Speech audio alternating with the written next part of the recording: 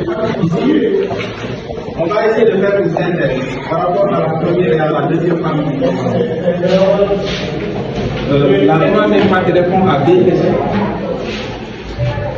La troisième partie nous permet de répondre à deux questions. Quelles sont les deux questions? En premier lieu, on va essayer de répondre à la question suivante. Quelles sont les difficultés que l'État a tendance à rencontrer dans son processus de développement? Ces difficultés, on les appelle des déséquilibres. L'État a tendance à rencontrer deux difficultés majeures. Le premier, c'est sur le marché des biens et services, appelé inflation, qui est la hausse des prix dans toute économie. Et cette hausse est généralisée.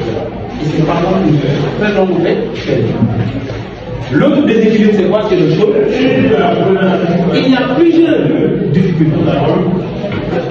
Mais on peut bel et bien dire que l'inflation et le chômage sont des difficultés majeures rencontrées par l'État dans son processus de développement.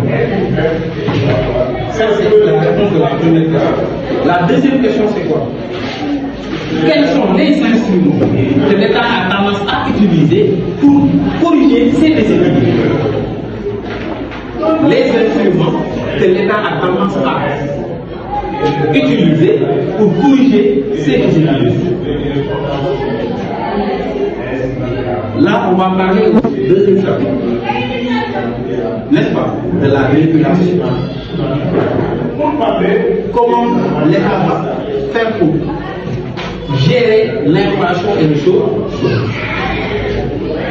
Sur ce, on sera obligé de parler du budget. Le budget, c'est quoi? C'est l'ensemble des recettes et des dépenses. Le budget est voté au niveau de l'Assemblée. Le budget, c'est l'ensemble des recettes et des dépenses.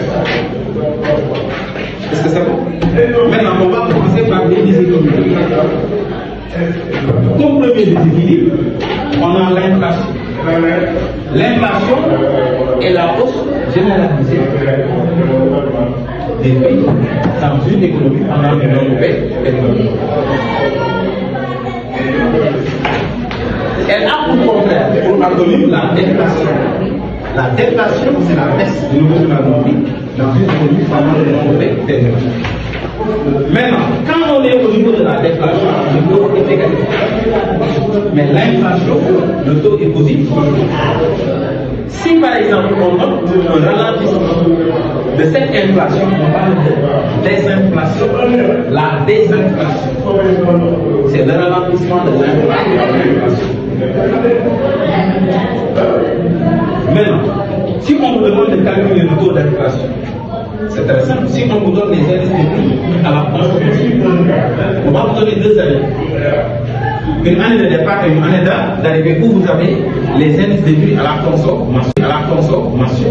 Le taux d'inflation, IPC de l'année d'arrivée, moins IPC de l'année de départ, IPC de l'année de départ, le résultat est en pourcentage. Est-ce que c'est bon?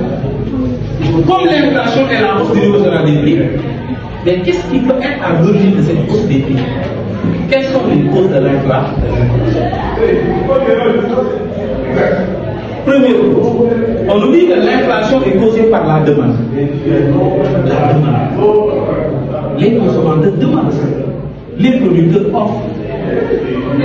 Si par exemple on assiste à une économie où on remarque que l'offre de biens et services est inférieure à la demande de biens et services, là les producteurs peuvent dire qu'on est sûr et certain qu'on peut prendre la totalité de notre production, n'est-ce pas? Maintenant, qu'est-ce qu'on va faire? On va vendre à un prix qui nous a.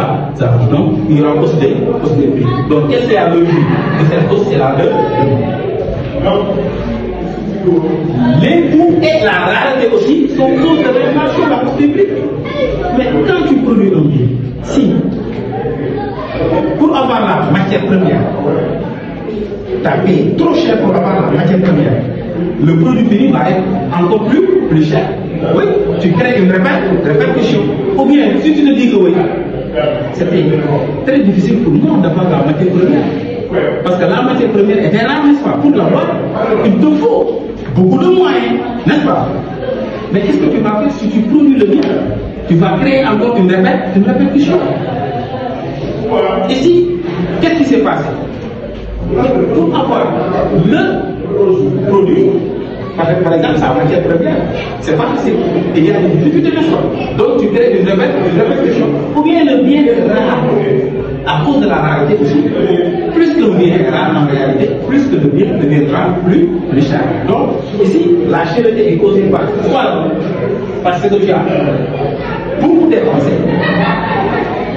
C'est ce qui fait que le bien est cher, ou bien vous avez des difficultés même pour avoir sa matière première, donc c'est par rapport à la rareté. Par la monnaie aussi, on peut avoir une inflation, on va vivre ensemble, la dévaluation est une baisse officielle de la valeur du monnaie nationale par rapport à une devise. Quand il y a une déflation, qu'est-ce qui se passe? On rend plus cher les produits importés et moins cher les produits exportés. Ce qui veut dire que les importateurs, s'ils font entrer des produits, les taxes vont encore être plus chères. Ces importateurs vont créer une répercussion sur le prix et vont encore vendre ce produit plus cher dans les prix nationaux, n'est-ce pas? Qu'est-ce qui est à l'origine de l'inflation? C'est parce qu'il y a eu une dévaluation. Donc, par la monnaie, par exemple, la dévaluation, on peut assister à une hausse des prix. Par la structure du marché aussi, je parle du marché de monopole. Allez dans les pays en voie de développement, qu'est-ce qu'on demande? Mais dans les pays en voie de développement, on remarque que dans chaque secteur, il y a un producteur. C'est-à-dire qu'il y a une entreprise qui détient le monopole du marché. Par la monnaie aussi, on peut avoir une inflation, on va vivre ensemble, la dévaluation est une baisse officielle de la valeur du monnaie nationale par rapport à une devise. Quand il y a une déflation, qu'est-ce qui se passe?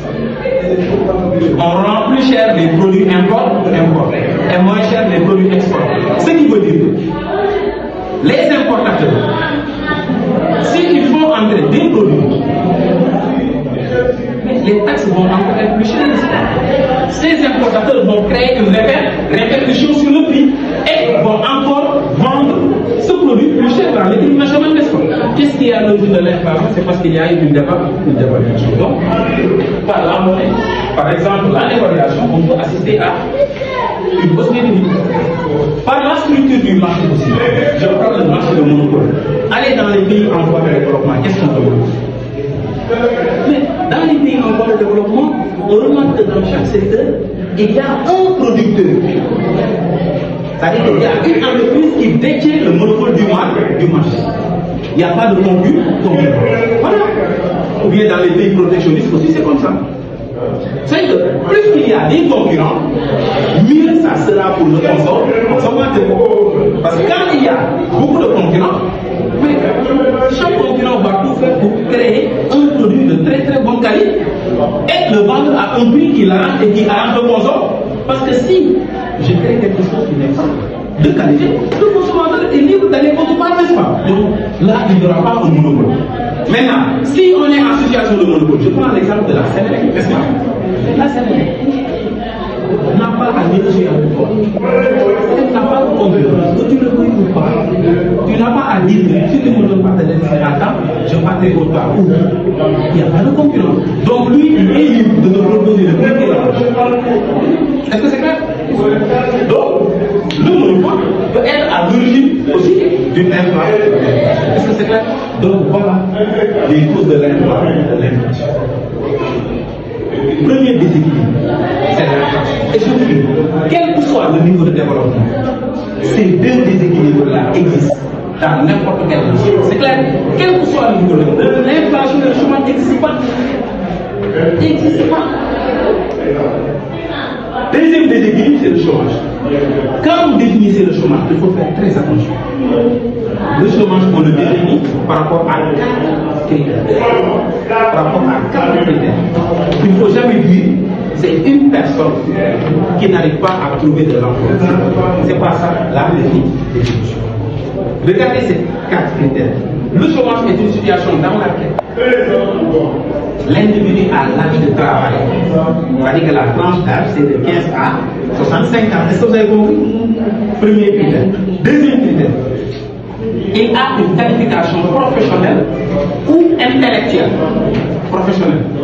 Il n'a pas été là. Il a fait la deuxième 10 ans. Après, il est parvenu à créer, n'est-ce pas, une propre boîte. Si ton enfant a des exercices, il peut demander à l'ordinateur de l'aider. Vous avez vu? Qu'est-ce qu'on a fait ici? On a remplacé le professeur par un robot. Vous avez vu? Vous avez vu? C'est le progrès technique. C'est les inconvénients même, les innovations et les inventions. Parfois, il y a des innovations, n'est-ce pas, qui font cette substitution de l'homme par une machine. Donc, voilà la différence entre ces deux types de chômage, technique et technologique. Voilà, maintenant, les solutions au chômage. J'ai parlé des causes, n'est-ce pas? Je n'ai pas encore parlé des causes. Voilà, on revient sur mes causes. Le chômage est causé par quoi? Quand il n'y a pas de chômage, c'est parce qu'il n'y a pas d'activité. Ça, c'est sûr et certain. Insuffisance d'activité. C'est clair. C'est pour ça que je vous dis, la base d'une économie, c'est l'activité. Quand il y a une activité, il y aura une création de richesse. Et quand il y a création de richesse, si cette richesse est très très bien répartie, il y aura un débord, c'est sûr. Donc, la cause, c'est l'insuffisance de l'activité.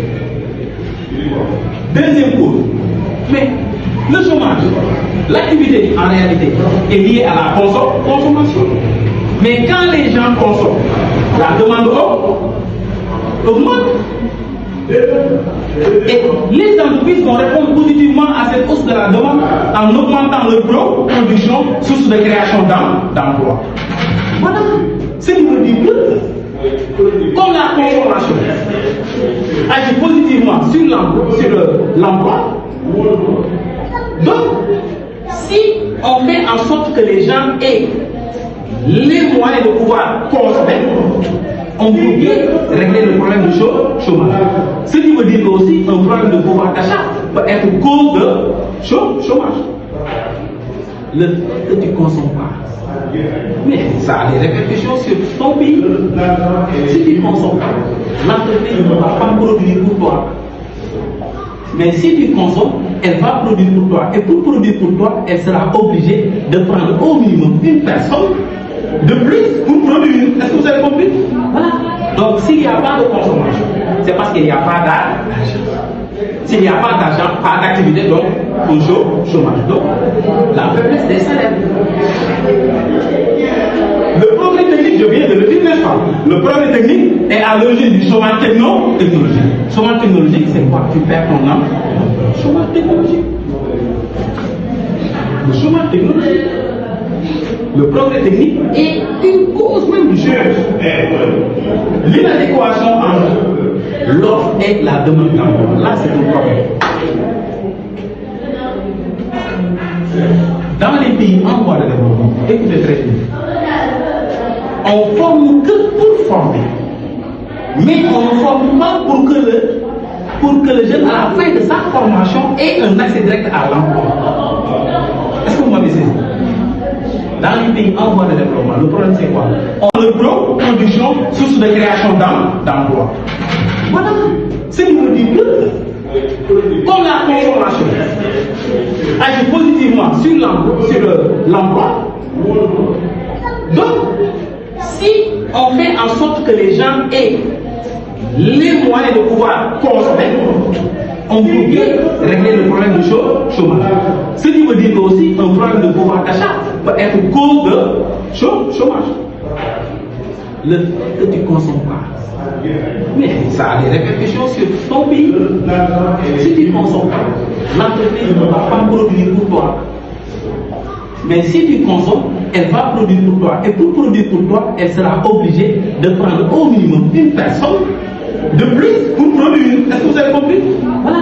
Donc s'il n'y a pas de consommation, c'est parce qu'il n'y a pas d'argent. S'il n'y a pas d'argent, pas d'activité, donc un chômage. Donc, la faiblesse des salaires. Le progrès technique, je viens de le dire, n'est-ce pas? Le progrès technique est à l'origine du chômage technologique. Chômage technologique, c'est quoi? Tu perds ton âme. Chômage technologique. Le chômage technologique. Le progrès technique est une cause même du chômage. L'inadéquation entre l'offre et la demande d'emploi. Là, c'est un problème. Dans les pays en voie de développement, écoutez très bien, on ne forme que pour former. Mais on ne forme pas pour que le jeune, à la fin de sa formation, ait un accès direct à l'emploi. Est-ce que vous m'avez saisi? Dans les pays en voie de développement, le problème c'est quoi? On ne forme que pour former.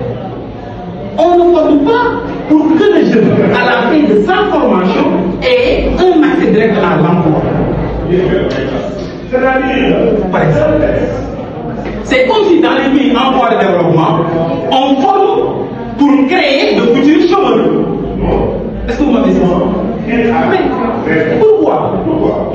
On a des informations qui nous disent que tel secteur et tel secteur est un secteur saturé.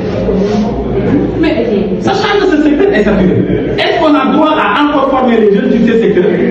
C'est sûr que c'est saturé. Donc si on les forme, dans le futur, ils seront de futurs chômeurs. C'est ça l'inadéquation. Je prends pour exemple les métiers du pétrole. Mais c'est un secteur. L'offre est supérieure même à la demande.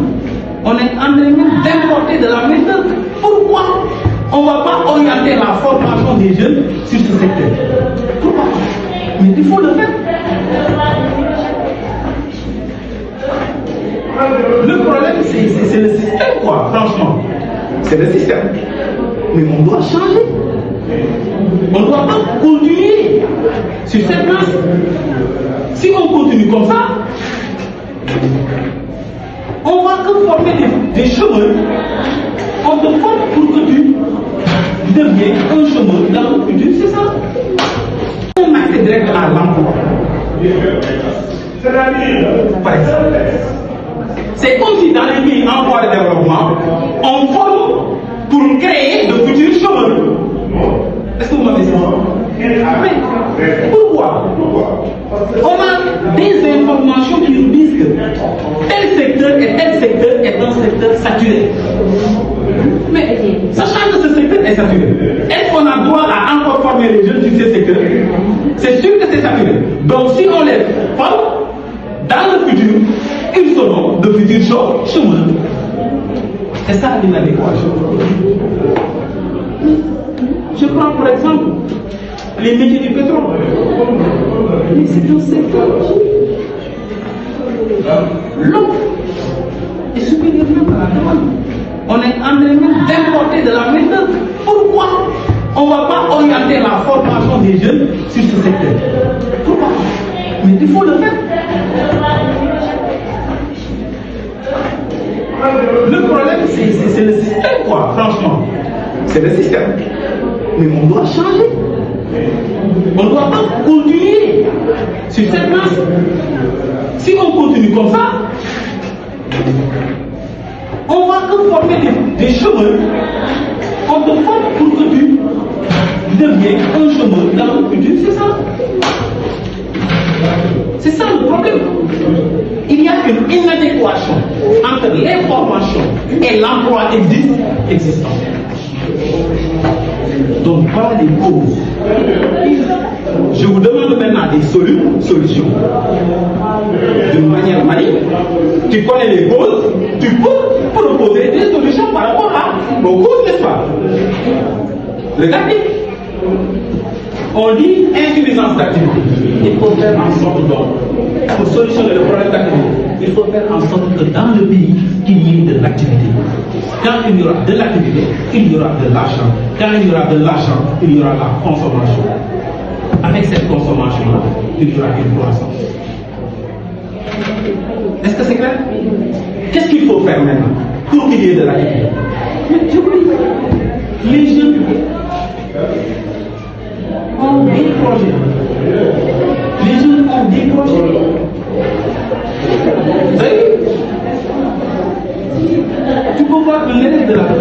te disent franchement, je vends du café. Quelqu'un me dit, je vends du bourraquet. J'ai fait que un élève. Chaque année, elle fait ses études. Par le bourraquet, elle a tendance à vendre les 3 mois de vacances. Elle est devenue entrepreneur. Mais c'est une... Il faut l'aider. Il faut l'aider. Vous prenez un exemple. Par exemple, 10 000 jeunes.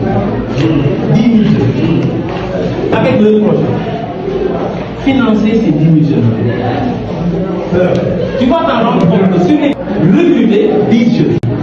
Quand il y aura de l'activité, il y aura de l'argent. Quand il y aura de l'argent, il y aura la consommation. Avec cette consommation-là, il y aura une croissance. Est-ce que c'est clair? Qu'est-ce qu'il faut faire maintenant pour qu'il y ait de l'activité? Les jeunes ont des projets. Les jeunes ont des projets. Vous savez? Tu peux voir que l'élève de la 3e qui te dit franchement, je vends du café. Quelqu'un me dit, je vends du bourraquet. J'ai fait que un élève. Chaque année, elle fait ses études. Par le bourraquet, elle a tendance à vendre les 3 mois de vacances. Elle est devenue entrepreneur. Mais c'est une... Il faut l'aider. Il faut l'aider. Vous prenez un exemple. Par exemple, 10 000 jeunes. 10 000 jeunes. Avec le projet. Financer ces 10 000 jeunes. Tu vas t'en rendre compte que sur les recruter 10 jeunes. Ou bien 100 jeunes, 10 jeunes. Tu finances 10 000. Tu vas créer l'emploi de 100 000. Est-ce que vous avez compris? Regarde l'activité que tu as créée. Tu finances 10 000 jeunes. Chaque projet emploie 10 personnes. 10 000 fois 10, ça fait 100 000. Tu n'as pas créé de l'activité. Mais il y a un effet d'entraînement, tu crées cette activité. Ce n'est pas seulement l'entrepreneur qui va en profiter, mais le commerçant va en profiter. La femme là, qui gère sa gargote là, va en profiter. Le transporteur va en profiter, parce que ces 100 000 jeunes là vont prendre des véhicules. Vous avez vu? Vont prendre des taxis, vont acheter du pain. Non, mais, chère madame, vous avez vu? Donc tu actives 100 000 jeunes et ces 100 000 là vont encore activer toute une population. Est-ce que vous avez compris? Voilà la solution. La solution c'est quoi? Promouvoir l'entrepreneuriat en finançant le projet des jeunes. Tu le fais, tu règles le problème de l'activité. Deuxième solution.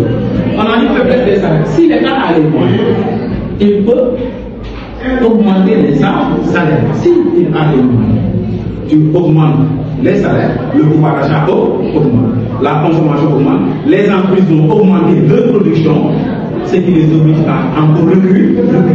Et quand on recrute, le chômage va baisser. D'accord? Avec la hausse des salaires. Maintenant, regardez ça. Si une adéquation est un problème, la solution est là de créer une adéquation entre formation et emploi. Le commerçant va en profiter.